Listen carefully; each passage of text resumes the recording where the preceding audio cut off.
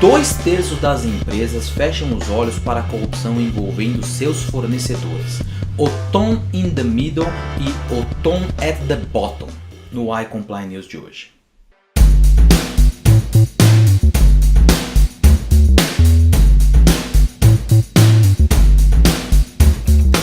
Pesquisa conduzida pela The Economist revelou que menos de 1/3 das empresas americanas se preocupa com a corrupção de seus fornecedores, muito embora a maioria dos entrevistados tenha destacado a grande importância das políticas internas anticorrupção em suas próprias empresas.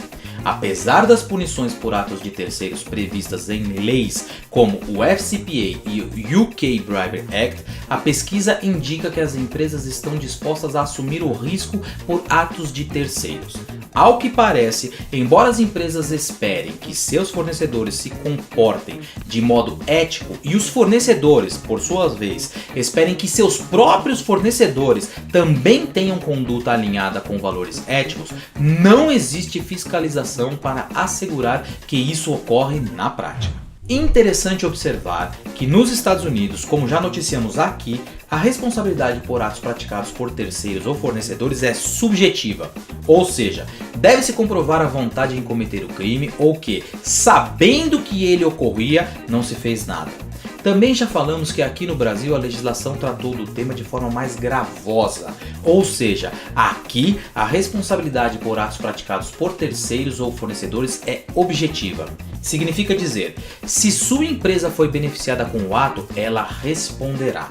Um ponto complementar a ser feito nesta matéria é sobre a quantidade de punições que envolvem terceiros ou fornecedores. Já falamos que o FCPA Blog possui um ranking das 10 maiores punições por atos de corrupção e vale a pena verificar como os terceiros estão sim ligados a essas maiores punições.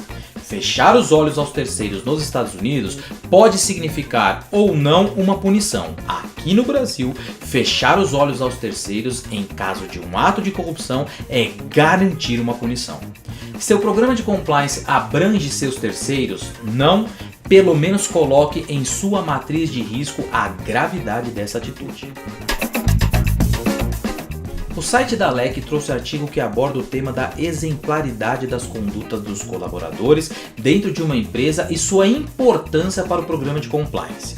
Em fevereiro deste ano, o DOJ publicou um documento oficial que detalha de modo pelo qual um programa de compliance é avaliado pelo órgão.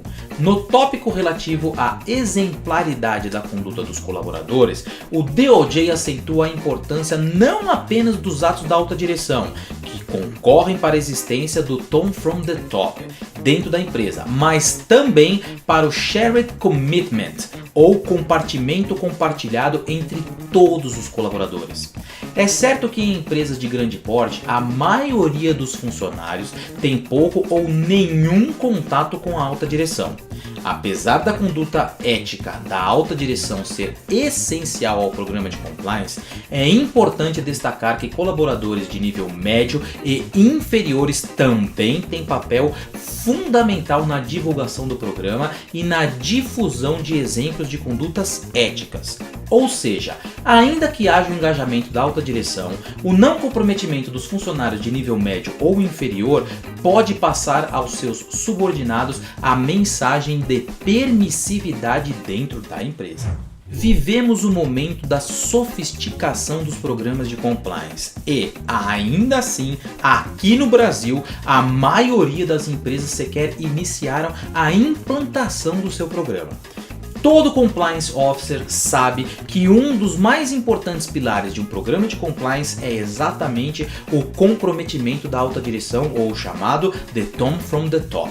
Não é possível a existência de um efetivo programa de compliance sem esse comprometimento. Entretanto, percebam que, para as empresas que já passaram dessa fase, ou seja, naquelas em que seus dirigentes já apoiam de forma inequívoca o programa de compliance, surge a necessidade de observar se esse apoio possui a capacidade de ser disseminado a todos os níveis da empresa.